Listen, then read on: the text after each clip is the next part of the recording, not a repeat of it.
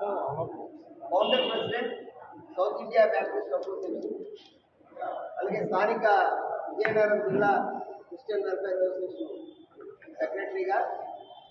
ప్రభుత్వ ప్రియులారా, ఈ మధ్యకాలంలో క్రైస్తవ్యం మీద జరుగుతున్న దాడుల విషయంలో క్రైస్తవ సమాజాన్ని భయపెడుతున్న కొందరు ప్రముఖుల విషయంలో కొన్ని విషయాలు ప్రజల దృష్టికి తీసుకురావాలని సమావేశం ఏర్పాటు చేయడం జరిగింది. మరి ఆంధ్రప్రదేశ్ రాష్ట్రంలో వెస్ట్ గోదావరి జిల్లా ఆకివీడు అనే ఒక మండలంలో ఆకివీడు గ్రామంలో ప్రత్యేకంగా 1920 తాలూకా డాక్యుమెంట్ని పురస్కరించుకొని మీకు ఒక విషయం చెప్పాలని ఆశపడుతున్నాను. 1920లో ఉన్న డాక్యుమెంట్ ప్రకారంగా అక్కడున్న ప్రస్తుతం చెప్పబడుతున్న రామాలయం అదొక చౌట్రీ. ఇక్కడ మీకు ఇచ్చే డాక్యుమెంట్లో చూస్తే సత్రం గోడ ఉంటుంది. ఆ చౌట్రీగా ఉన్న ఆ ప్రాంతం తదుపరి కాలంలో అక్కడున్న పెద్దపేట అన్న ఎస్సీ ప్రాంతీయులు ఇప్పుడు స్థానిక విలేజ్ గార్డెన్స్ పెట్టుకొని గొంతేలమ్మ అన్న ఒక విలేజ్ గార్డెన్స్తో ప్రతి సంవత్సరం ఒక ఉత్సవాన్ని చేయడం అనుమానం. తదుపరి కాలంలో 1990వ సంవత్సరంలో ఆ దగ్గరలో ఉన్న ఒక రామాలయం పాడైపోవడం వల్ల ఆ రామాలయం తాలూకా విగ్రహాలు తీసుకొచ్చి అదే సత్రంలో పెట్టడం జరిగింది. అనుకోకుండా స్థానిక ప్రజాప్రతినిధి గారు అక్కడ రామాలయం పాడైపోయిందని ఒక పేపర్లో రాస్తే రామాలయం నిర్మాణానికి వచ్చినప్పుడు అక్కడున్న స్థానికులు, అయ్యా ఇది మా ఎస్సీ వాళ్ళ తాలూకా గ్రామదేవత తాలూకా విగ్రహాన్ని మేము అక్కడ ప్రతి సంవత్సరము మరి ఆ ఉత్సవం చేసుకుంటాము, మీరు అక్కడ గుంతేలమ్మ కోవిలు కట్టండి అని అడిగితే ఆ అడిగిన మనిషి ఒక క్రిస్టియన్ అని క్రైస్తవ సమాజం మీద విరుచుకుపడడం మీరు అందరూ గ్రహించున్నారు. నేను చెప్దామనుకున్న ప్రాముఖ్యమైన విషయం ఏంటంటే, అడిగిన వాళ్ళు క్రైస్తవులు కాబట్టి అన్యాయంగా జరుగుతున్నది అడగకూడదని ఏమైనా సాంప్రదాయం ఉందా? ఎవరైనా అడుగుతారు. మీకు ఇంకొక విషయం కూడా చెప్పాలని ఆశపడతారు. ఒక విలేజ్ పంచాయతీలో రాష్ట్రపతి వచ్చినా కూడా అక్కడ విలేజ్ సర్పంచే ఆ యొక్క సభకి అధ్యక్షత వహిస్తారు. పక్కని భారత రాష్ట్రపతి ఉన్నారు. సో ఎక్కడైతే లోకల్ సెల్ఫ్ గవర్నమెంట్ ఉందో ఆ లోకల్ ప్రజల్ని తప్పకుండా గౌరవించవలసిన పరిస్థితి ఉన్నా కూడా అక్కడ రామాలయమే కడతామని భీష్మించుకొని ఉండడం మంచి సాంప్రదాయం కాదు. ఒకవేళ రామాలయం కట్టినా కూడా ఎవరి కోసం కడుతున్నట్టు? ఒక ఎస్సీ కాలనీలో రామాలయం కడితే ఆ రామాలయంలోకి ఎస్సీ వాళ్ళని మరి అనుమతిస్తారా? అనుధర్మ శాస్త్రం ప్రకారంగా మరి ఎస్సీ వాళ్ళు అంటరాని వాళ్ళు కదా. మీరు రామాలయం కట్టితే అక్కడ ఎవరు వస్తారు? వాళ్ళు హిందూ టెంపుల్ బదులు, ఒక రామాలయం బదులు స్థానిక గ్రామదేవత టెంపుల్ కట్టమంటే నేను కట్టాను. మరి గౌరవ కోర్టు వారు ఈ మధ్యకాలంలో దాని మీద ఒక స్టే కూడా విధించినట్టుగా మరి అదే ప్రజాప్రతినిధి ప్రజల దృష్టికి రావడం కూడా మీరందరూ విన్నారు. ఇందులో గత కాలంలో సుప్రీంకోర్టు కానీ హైకోర్టులు కానీ ప్రత్యేకంగా ఇచ్చిన కొన్ని జడ్జిమెంట్లు కూడా మీ దృష్టికి తీసుకొస్తున్నాను. అందులో ఈ మధ్య కాలంలో మే 6వ తేదీ 25వ సంవత్సరంలో సివిల్ అప్పీల్ 27/58/2023లో సుప్రీంకోర్టు ఏమని చెప్పిందంటే, ఎవరైనా చర్చికి వెళ్ళినా క్రైస్తవ సాంప్రదాయాలను ఆచరిస్తున్నా, వాళ్ళు మెడలో సులివేసుకున్నా, వాళ్ళ ఇంట్లో ఒక యేసుప్రభు ఫోటో ఉన్నా కూడా అది మత మార్పిడి కింద రాదు. కేవలం మత మార్పిడి వేరు, సాంప్రదాయాన్ని పాటించడం వేరు. భారత రాజ్యాంగం ఏం చెప్తుందంటే, ఎవరి విశ్వాసాన్ని వాళ్ళు అనుసరించవచ్చు అని చెప్తుంది. అటువంటిది క్రైస్తవ మత విశ్వాసం, ఇక్కడ చర్చ్ అంటే బైబిల్లో ఏమని రాస్తుందంటే, నా మందిరము సమస్త జనులకు ప్రార్థనా మందిరము అని ఉంటుంది. చర్చిలోకి రావడానికి ఎవరైనా రావచ్చు, ఎవరైనా ప్రార్థన చేసుకోవచ్చు. మేము అందరినీ ఆహ్వానిస్తున్నాం. మరి చర్చిలోకి వెళ్తే మేము ఫోటోలు తీసి వీడియోలు తీసి వాళ్ళ తాలూకా సర్టిఫికెట్లు మార్చేస్తాం, వాళ్ళ కులం బెనిఫిట్ తీసేస్తామని చెప్పడం ఎంతవరకు సమంజసమో ప్రజలు విజ్ఞులు మరి ఆలోచించవలసిందిగా మీ అందరికీ తెలియజేస్తాం.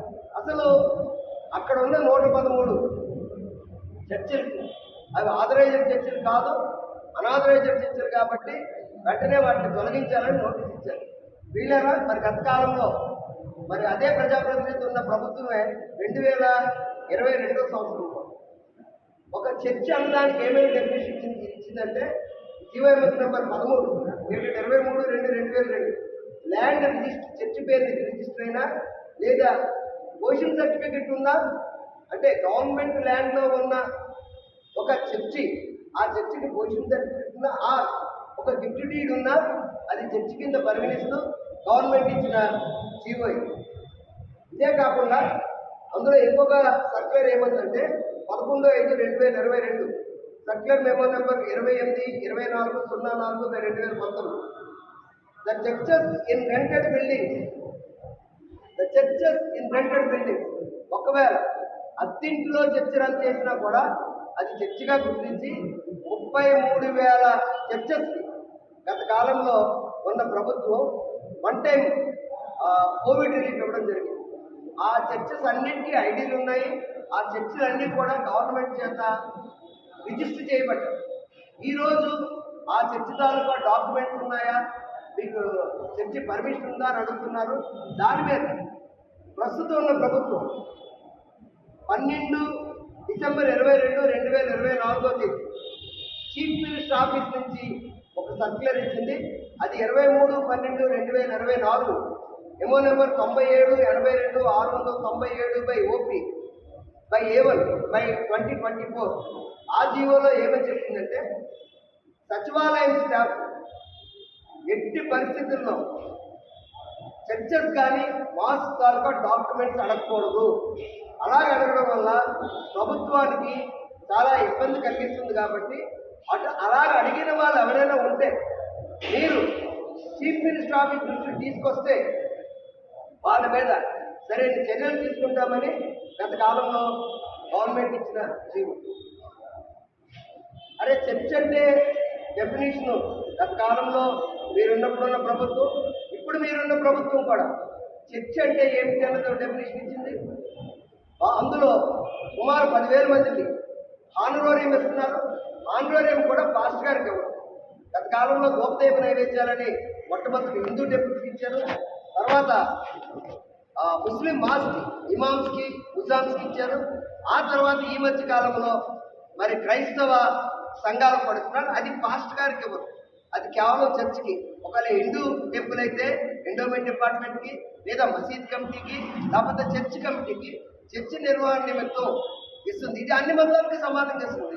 అందులో 10,000 చర్చెస్కి ఈరోజు ప్రభుత్వం చేస్తుంది. ఈరోజు దాని డాక్యుమెంట్ ఉందా లేదా అసలు క్లియర్గా గవర్నమెంట్ అడిగింది. The sachivalayams are directly demanding the management of churches and must produce documents such as registration certificate and construction plan. అవి అడగొద్దు, వాళ్ళు అడుగుతున్న వాళ్ళ మీద దీనివల్ల the employ that do not make any unwarranted demand or action that disrupt community harmony. ఇప్పుడున్న ప్రభుత్వం మీరున్న ప్రభుత్వమే అటువంటిది అడగకూడదు అని ఒక జీవో ఇస్తే మీరు వచ్చి అక్కడ ఉన్న సచివాలయం స్టాఫ్తో వాళ్ళతో దౌర్జన్యం చేయించి వాళ్ళతో సర్క్యులర్లు ఇప్పించి వాళ్ళందరినీ ఇబ్బంది పెట్టి రేపు పొద్దున చర్చిలకు వెళ్ళిన వాళ్ళకి మేము వీడియోలు తీస్తాం, ఫోటోలు తీస్తాం. ఆ ఫోటోల్లోని వీడియోల్లోని మీరు కానీ కనబడితే మీరు సర్టిఫికెట్లు క్యాన్సిల్ చేస్తాం. ఏంటండి ఇది? ఏమైనా మంచి సాంప్రదాయమా? ఇది చాలా బాధాకరమైన విషయం. చర్చికి ఎవరైనా రావచ్చు. చర్చికి వెళ్ళిన వాళ్ళందరూ క్రైస్తవులు కాదు. చర్చికి ప్రార్థన చేసుకున్న వాళ్ళు ఎవరైనా రావచ్చు. అది బీసీ వాళ్ళు కానీ, ఓసీ వాళ్ళు కానీ, ఎస్సీ వాళ్ళు కానీ ఎవరైనా రావచ్చు. అయితే 1950 రెసిడెన్షియల్ ఆర్డర్ ఏం చెప్తుందంటే ఒకవేళ హిందూ మతంలో ఉన్న వాళ్ళకే ఆ యొక్క ఎస్సీ బెనిఫిట్ వస్తుంది అని అంటుంది. దాని మీద చాలా హైకోర్టులు వస్తాయన్నారు, కొందరు రావన్నారు. Ranganath Mishra commission retired chief justice గారు వారి అధ్యక్షతన రంగనాథ్ మిశ్రా కమిషన్లో రంగనాథ్ మిశ్రా గారు బ్రాహ్మణ్ గ్రామీణ దళిత రిజర్వేషన్స్ కంపల్సరిగా కొనసాగించాలని ఒక కమిషన్ రిపోర్ట్ ఇచ్చారు. అది పార్లమెంటు అమలు చేయవలసింది ఈ రోజు వరకు అమలు చేయలేదు. తర్వాత ఇప్పుడు బాలకృష్ణ కమిషన్ వేశారు. ఈ రిపోర్ట్ వచ్చిన తర్వాత ఒకవేళ బాలకృష్ణ కమిషన్ కూడా రంగనాథ్ మిశ్రా గారి లాగే కానీ తెలియపరిస్తే ఎస్సీగా ఉన్న క్రైస్తవ మతం తీసుకున్నా వాళ్ళకి ఎస్సీ బెనిఫిట్ వస్తుంది. సుప్రీంకోర్టు కూడా ఏం చెప్తుందంటే మత మార్పిడి జరిగితేనే వాళ్ళు క్రైస్తవులు అవుతారు, అంతవరకు ఆ బెనిఫిట్స్ పోని చెప్తుంటే ప్రజలకి భయాందోళన కలిగించి వాళ్ళని ఏనుకోని ఇబ్బందుల్లో నెట్టడం ఎంత మాత్రం సమంజసం కాదు. ప్రభుత్వ జీవనాలు ఉన్నాయి. చివరిగా ఆకివీడులో ఒక 3 ఎకరాలు క్రిస్టియన్ మిషనరీ సైట్ ఉంది. అక్కడ ఆ ప్రజాప్రతినిధి ఒక షాపింగ్ కాంప్లెక్స్ కట్టాలని మరి విశ్వ ప్రయత్నాలు చేస్తున్నాం. దాని మీద హైకోర్టుకి వెళ్ళడం జరిగింది. ఆ డాక్యుమెంట్ కూడా మరి మీ దృష్టికి నేను తీసుకొస్తున్నాను. ఇది 1906 రిజిస్టర్డ్ డాక్యుమెంట్. జాన్ క్రైగ్ త్వరగారి పేరు ఆ యొక్క మిషనరీ సైట్ ఉంది. అది అక్కడ ఒక కాంప్లెక్స్ కడతామని ప్రయత్నం చేస్తూ క్రైస్తవులను భయభ్రాంతం చేస్తూ దానికి ఈ యొక్క గొంతెలమ్మ కోవలకి రాముడి దేవాలయానికి అవుతున్న తవ్వు అది. ఇందులో క్రైస్తవులకు ఏం సంబంధం అండి? ఒకవేళ సిలువ వేసుకొని ఎవరైనా అడిగితే అడగకూడదని ఏమైనా రూల్ ఉందా? ఏదైనా మంచి అయినా చెడ్డైనా ఎవరైనా అడగచ్చు. మీరు అడిగారు కాబట్టి క్రైస్తవులందరూ హిందువుల తాలూకా దేవాలయము కట్టకూడదని అడుగుతున్నారు. అది కరెక్ట్ కాదు కదండి. దయచేసి ఈ విషయాలన్నీ మరి ప్రజలు గ్రహించాలి. ఆ యొక్క ఆకివీడులో జరుగుతుంది ఒక విలేజ్ గార్డెన్స్ టెంపుల్కి రామాలయంకి ఉన్న ఇష్యూ. ఒకవేళ అక్కడ ఇల్లు పట్టుకున్నా స్థానిక ప్రజలు ఒప్పించి ఏదైనా చేసుకోవచ్చు. అది ముఖ్యంగా ఇంకోటి ఏంటంటే అది restricted area, it's a prohibited area. 22A ఉంది. గవర్నమెంట్ ప్రోహిబిటెడ్ ఏరియాలోకి ఇష్టానుసారంగా వెళ్ళిపోయి నేను అక్కడ టెంపుల్ కట్టేస్తానని అందరూ ఎంతవరకు సమంజసం అండి? మీకు అది కూడా ఇదిగోండి. వెస్ట్ గోదావరి మండలం rural prohibited property report survey number 470 extent 4 సెంట్లు ఆకివీడు మండలం మోడల్ నేమ్ రెవెన్యూ డిపార్ట్మెంట్. ఒక గవర్నమెంట్ రిస్ట్రిక్టెడ్ ఏరియాలోకి వెళ్ళి టెంపుల్ కట్టేస్తాను ఎవరు పర్మిషన్ తీసుకోకుండా బుల్డోజర్ పెట్టి కొట్టడానికి వెళ్ళిపోయి ప్రజాప్రతినిధులు అయితే ప్రత్యేకమైన ఏమైనా రూల్స్ ఉంటాయా? వాళ్ళు ఇచ్చిన రూల్స్నే వ్యతిరేకిస్తే ఇంకా ప్రజలు ఏం చేస్తారండి? ప్రజలు ఇవన్నీ గ్రహించాలి. చర్చికి మేము అందరినీ ఆహ్వానిస్తున్నాం. ఎవరైనా చర్చికి రావచ్చు. చర్చికి వచ్చినందున వాళ్ళ తాలూకా బెనిఫిట్స్ ఏమీ పోవు. ఇది ఎవరో నమ్మకండి. తప్పకుండా మీరందరూ కూడా మనందరూ భారతదేశంలో లౌకిక రాజ్యంలో అన్ని మతాలని గౌరవించాలి, అన్ని విశ్వాసాలని గౌరవించాలి. ఇంకొక విషయం, ఒకవేళ దేవుడే లేడు అన్న నాస్తికుల తాలూకా ఎస్సీ సర్టిఫికేట్ కూడా మీరు తీయించేస్తారా? తీయించేయండి. ఒక మినిస్టర్ గారు నేను బ్యాగ్లో బైబిల్ పెట్టుకొని వెళ్తాను, ఎక్కడికి వెళ్ళినా ప్రార్థన చేసుకొని వెళ్తాను అన్నారు. ఆవిడ మినిస్టర్గా తప్పించండి. మీరు ఇలా చేయగలరా? ముందు ప్రభుత్వ అధికారులు, ప్రభుత్వ ప్రజాప్రతినిధులు ఆ రూల్ పాటించండి, తర్వాత ప్రజల మీద ఉంది. దయచేసి ఈ విషయాలు మీరు ప్రజల దృష్టికి తీసుకెళ్తామంటే మమ్మల్ని దానికోసం మనం చేస్తాం. ఏంటి మాట అమెరికాలో చదవాలనుకునే వాళ్ళకి విశ్వసనీయమైన పేరు మన శౌర్య కన్సల్టెన్సీ. UK లో 1 year masters, UK లో 1 year masters, 2 years work permit up to 5 years visa. Contact Shaurya Consultancy. Contact 89851 89851.